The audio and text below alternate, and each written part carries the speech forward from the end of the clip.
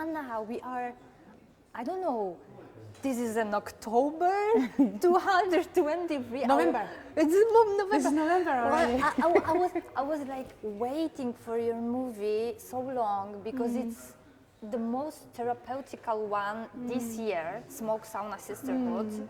And I remember we have met before, and I remember your hug. It was like big, long hug, and I was like, oh my God, it's like 5 minutes, 6 minutes. It takes too long, so long, and what's going on? And I was like, and then I felt your heartbeat, you know, and it was a real hug, real one, deep one. And I'm talking about this because this movie is like the same. It's really deep one. And I'm wondering, because you travel a lot with your movie all around the world, you meet people, and I know they love your movie, that this is really touching. But maybe for somebody, this is too deep. It's like, you know, jump on the head. What are the reactions of the people, you know? That are different, like in terms of hugs. It's very, it's like, I need to sense the people. So there are people who are like coming from cinema hall and they have tears in their eyes. And then they are like, thank you. And I understand that they're not hug people. So it would be too much, yeah? But like some people are like, can I hug? Can I hug? And then I'm like, yes, we can hug. So it's, I think this is like, people are going through very personal experiences while watching the film, really.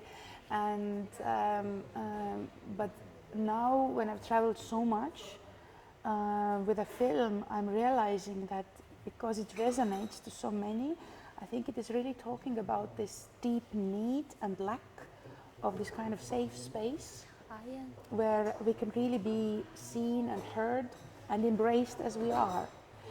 And a lot of people share their stories, and a lot of people start to apologize for their tears. Really? Yes, and then my message is always like, can we please stop apologizing for our tears? Let them flow. It's fine. It's fine. And it's also fine for somebody to, like, you know, hug would be too much. It's really, it's like how to be in contact with our deep needs and voice and what we actually need at that moment. So sometimes they come and they need that kind of big hug, and sometimes they just do this. But sometimes it is this that then I get big like messages afterward that I get every day. I get some kind of message. Yeah. And then, like, I was right now just coming here from Helsinki, and in Helsinki there were 5 people who were coming to see it second time. So there are quite a lot who come to see several times. Yes. And there was one Japanese woman who was, I know she saw already 6 times, and she said because in her family they are not really, you know, close, and she goes to the cinema and processing her own things. And this is really interesting because in sauna, like every emotion is okay. And I heard my student told me that she watched your movie with her mother, and they felt like a little bit embarrassed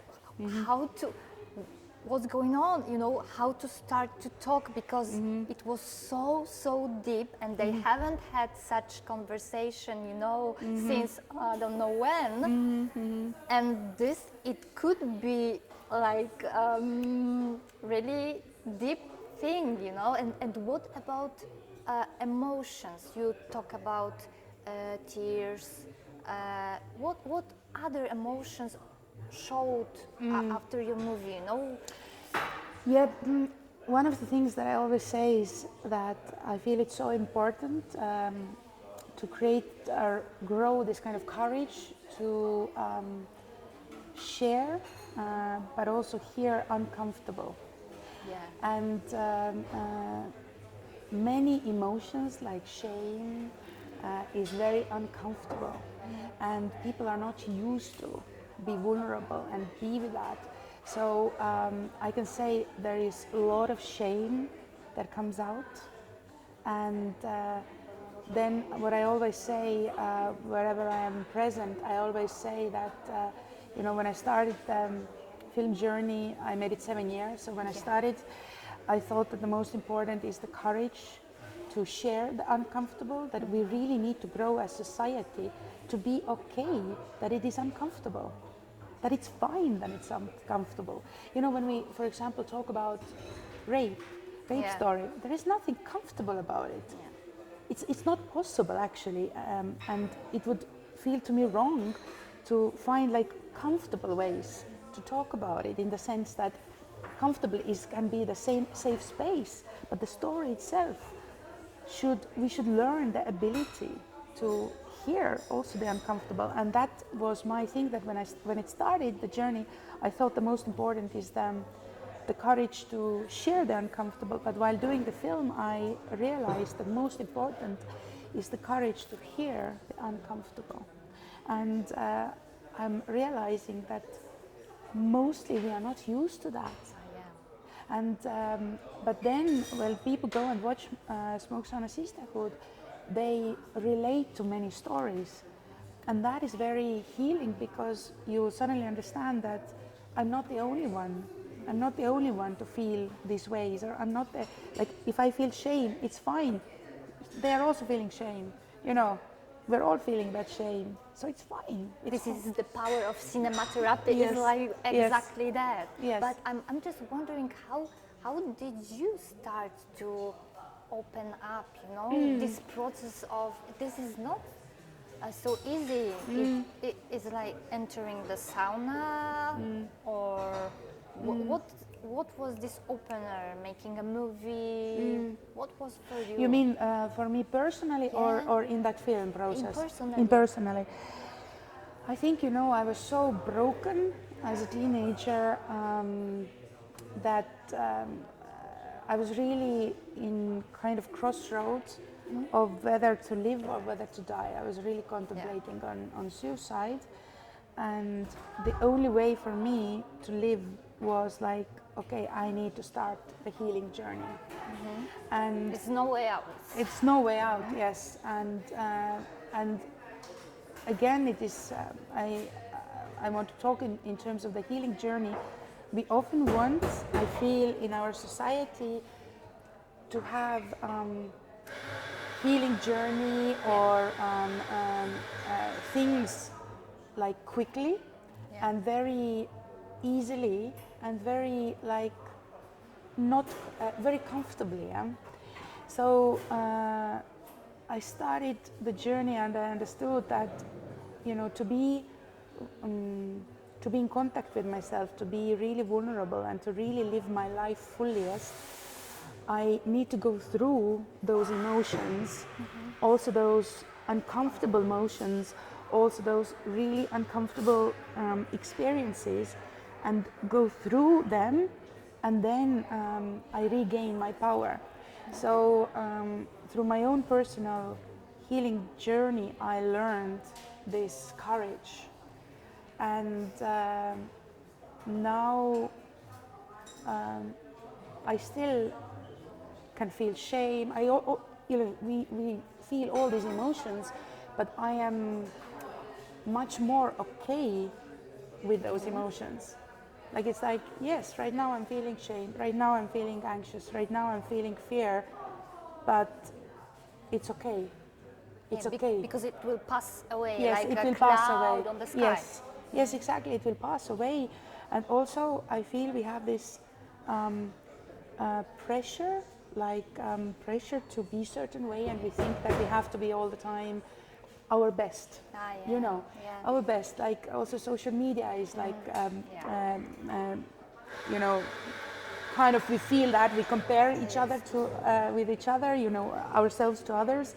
We are feeling that we should only show our best side, and actually there is huge power when we start to open up and show our vulnerability.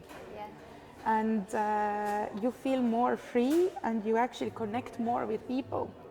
So it's like, yeah, right now, for example, right now I'm tired and that's fine. Yes. It's fine. I'm not going to pretend that I'm not tired. I'm tired, but at the same time excited, and that's fine. That's fine to be authentic. I just understood at some point in my life that there is no alternative towards not being authentic. There is only that way. Yes. Only that way, really. And this is because otherwise we put so much energy into masking ourselves, you know, and I feel I'm just happy a human being, being totally imperfect and totally embracing my imperfectness. Yeah, we're very often doing our psycho makeup. You know, Yes. This is like Yes. all the time. Yes.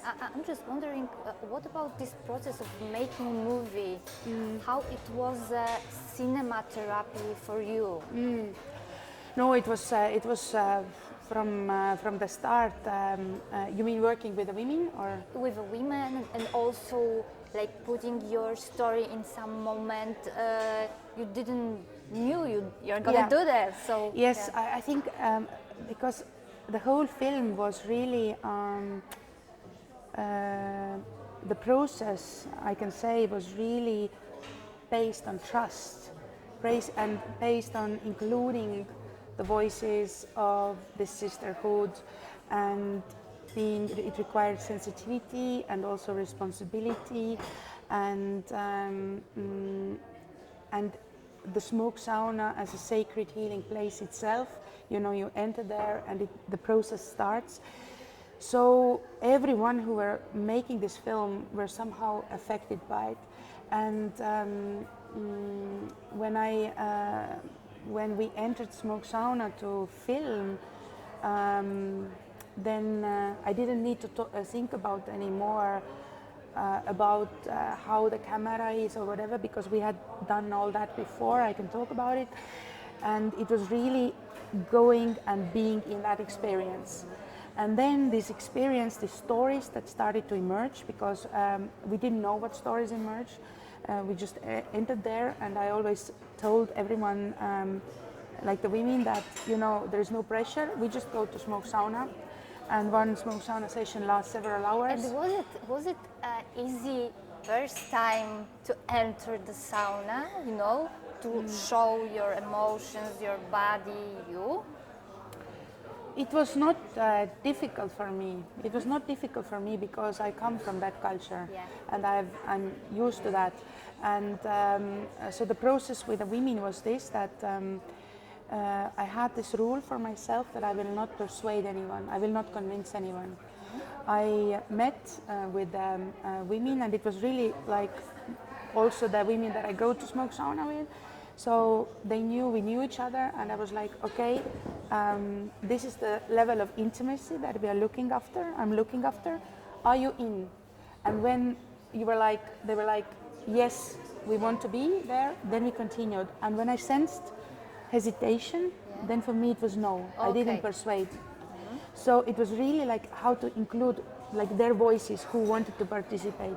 Then the second thing is that in cinematography, nakedness in smoke sauna is nothing sexual. Yeah.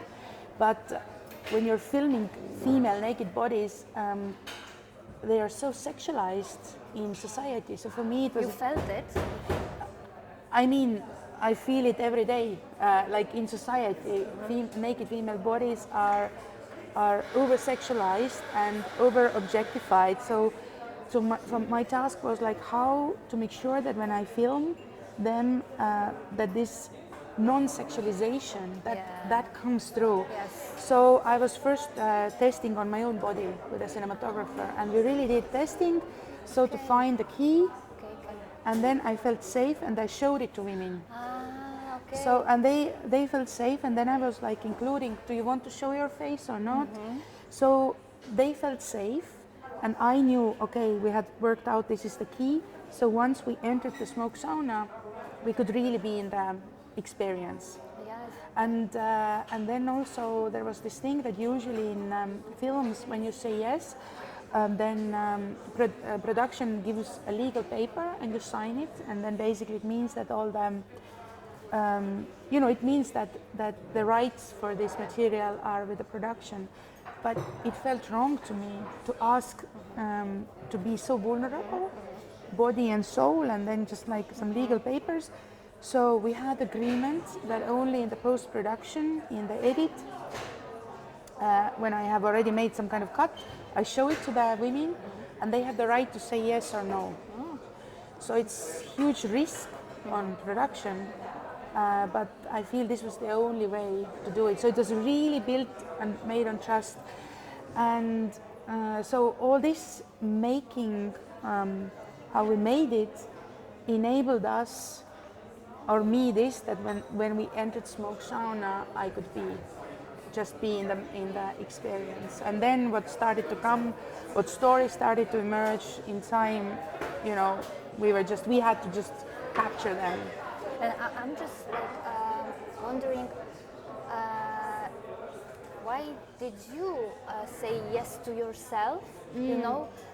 To live your story, because this is like, for me, is the strongest one, the most touching about sexual harassment. What was it for you? This therapeutical process, what it gives you.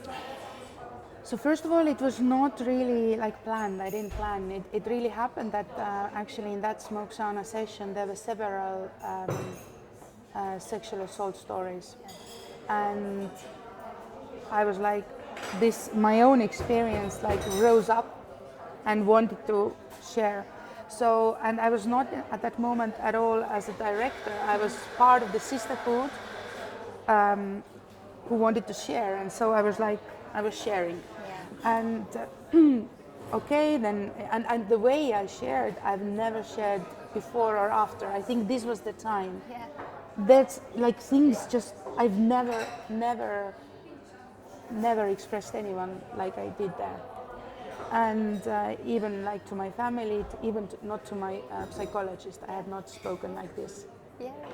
And then we were in the process of asking money from Sundance Institute, and I had an editor for that application, and I gave hard drives to him, Martyna Harland, and I was like, okay, check what resonates with you. And he chose one of the things he chose was this story. Yeah. He didn't understand. He didn't know it's mine. And then when I was like, oh, you chose that story, and I was like giving arguments why these other stories maybe are better, because I have several rape stories that I heard. Unfortunately, that's a sad fact. You go to sauna with women, you hear a lot of those stories. And he was like, no, this is so strong, Anna, this is so strong. Yeah. And then I was like, but it is actually my story, and I don't know, I'm not objective, and I don't know, it feels weird. And he's like, please, Anna, trust me as an editor, let's leave that story, it's a very strong story. And I was like, okay, let's try. We sent this 20-minute thing to Sundance Institute. They gave us money, and they said, this is a very strong story, please keep it. So for me, it was very emotional process, because actually when I remember getting this feedback and like, oh, this is a strong story, I was in tears, and I remember kind of realizing that I had belittled my experience, and still is like it was for me like, okay, that is like maybe my story was so strong and okay. And then it started to go, I started to go into some kind of like all these emotions rose up, and I felt I needed to go to police. And then I went to police, and I knew that probably I cannot, it's too late already, but at least I will record it for the statistics. I will not be one of those silenced voices who never get recorded. So I went to the police and I met the senior female officer, and I told her that this has happened to me. And then even though I've done like years of therapy, I've done therapy in through psychologists, group therapy, so on. Still, like this one weak voice or the small voice in me rose, who was like, "But was it really rape?" And actually, you know, was it really? Because I started to give arguments how I was standing on the road and I had that like flower in my hair and like, I don't know, maybe I did something wrong. And then she was there, she was like looking at me and she was like, "Anna, you could have been drunk, you could have been naked. Yes. You know, this is totally rape and this is wrong and this is like brutal and nobody has the right to do that." And when she was saying that, I just burst into tears, and that was some important healing that came out. I'm just feeling really also interested about your mother. You know about this. Has she seen the movie? Yes, of course. Before release already. It was in the post-production. It was when I showed the cut, and I was super scared. I was like, okay, you know, how is she feeling? And I showed her, and it was emotional. And then we had like deep conversation after that. But actually, I can say that somehow this film has brought us together, and now she's so supportive. And we even went to Estonian radio. We did like quite long. It was, I think, maybe even 2 hours or an hour or an hour and a half long talk about basically this kind of like how to overcome trauma or how to still work through traumas between mothers, daughters. And I don't know, I feel that this was like then the next stage for my personal healing, where my mom saw it and suddenly we could talk on deeper levels about this, and I also realized where she comes from. Oh yes. What are, you know, the circumstances where, you know, she came, and you know, the whole, for example, Soviet Union time, and how women who were raped were ostracized and who were like ashamed and so on, who reported, and so it's, and we talked about many things. So after through that process, we have become much more closer.